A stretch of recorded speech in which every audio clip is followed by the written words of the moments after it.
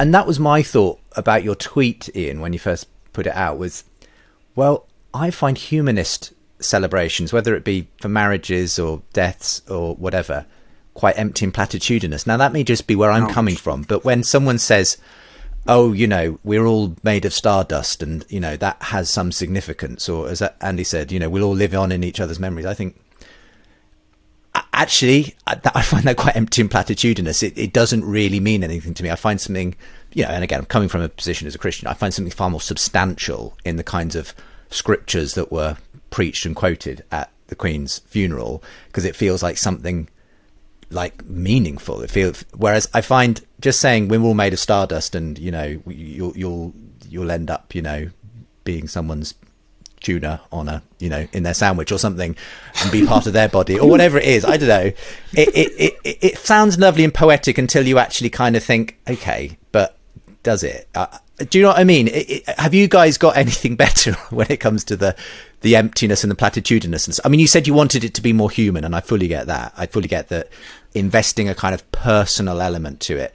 But I suppose it's still the question of does that do enough to kind of ward off this existential kind of question? You see, the thing is that in my world, we're all in the same boat, right?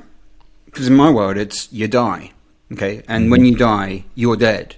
And so you guys are in the same boat as I'm in. It's just that we're not choosing to think about it in the same way. But to me, that you will be no more or less dead than I am, when you die. So to me, it's like we're all experiencing that existential horror, because there's no other way of looking at it. There's in a sense, it's to fool yourself to think otherwise about it. So when we grasp for they live on in our memories, which sounds platitudinous, it isn't platitudinous when I think about it in individual instances. I think about an uncle who meant a tremendous amount to me, like a huge amount to me. And he does live on in my instances. Like when I think of him, when he informs my actions, my conceptions of beauty, my moral sense, or my idea of who I am. Like that does not feel remotely sort of meaningless to me. That feels deeply imbued with meaning. It is a sad meaning and utterly insufficient compared to what you wish for, which is that death does not exist, but the only one that's available. I wonder, if someone said something to me after that tweet of a Christian said, made the distinction between the way that marriage ceremonies are done. Now, I do not feel the same way about marriage ceremonies. I've been to plenty of religious marriage ceremonies, and I've seen some appalling ones, which were basically sort of half-concealed arguments against gay marriage. I just thought, I can't believe you even exist as anything other than a bundle of cobwebs. But nevertheless, I've also seen some really, really good ones. And I remember seeing one, obviously in East London, of course, which again, a religious ceremony, but described love as an act of rebellion against death. And I remember finding that like a very beautiful phrase, and I found the whole of the ceremony really good. You know why? Because we share a commitment to love, right? Secularists, atheists, theists, we believe in and like the idea of love. When it comes to death, it is a very divisive thing between us, because we fundamentally do not agree on what it entails.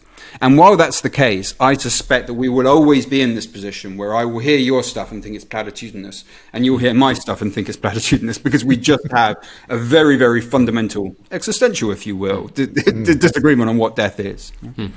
I think that's very true, which is also why I think trying to dig down, as we've done a bit in this conversation, to the foundations of the stories that we're living in can be helpful, because I agree we are to some extent going to talk past each other, find different things, platitudinous. I mean, I think that point. I love the way that I've imbued this conversation with that word. Now everyone has it's just such a good word. I feel the need to now go and insert it into everyday. So I suppose I do this. Well, I do this when I do the crossword. I'll come up with some new word, and then I'll irritate my household by deploying, sort of multifarious in everyday conversation. The things I do find interesting, the point about love being a rebellion against death is interesting, because I do think we're running rapidly out of time, so this is a conversation for another time, why we feel the need to rebel against death. I mean, one of my, sort of heroes, all our heroes are feet of clay, right? One of my heroes for a long time was, Steve Jobs, founder of Apple Computer, classic liberal in many ways, as well as a great technologist. And he gave that amazing speech at, I think it was Stanford University, shortly before he died, when he knew he was dying of cancer. And he just talks about, he tries to brush death away as, oh, death's great. It clears out the old and it makes way for the new, almost trying to turn it into this, what's the problem? It's fantastic. It's the ultimate upgrade, really. You don't want to keep your old iPhone, you want to keep the old human being lying around. But your point, I think, is the more instinctive reaction, that we feel the need to rebel against death. Actually, we don't feel it's natural. We do feel it's not right. We rage against it, which does raise to me that little question about why it is we feel existential despair. As far as I know, squirrels, don't sit around having questions about what happens when I die. Why am I going to die? It's all terrible. They just worry about where the next nut is coming from. We talked earlier, you've got a little dog sitting next door. Dogs, when they haven't got something to do, just sort of sit there and sort of sleep and let the world go by. But human beings, we rage against death. We yearn for meaning. We long for purpose. Either something has gone. It does make you wonder whether either evolution has played some rather cruel trick on us, because these are things that are not. There's nothing on atheism there to fulfill, or if the very fact we ask the questions tells us there is something more going on, and that's the piece that intrigues me. For more conversations between Christians and skeptics, subscribe to the Unbelievable podcast, and for more updates and bonus content, sign up to the Unbelievable newsletter.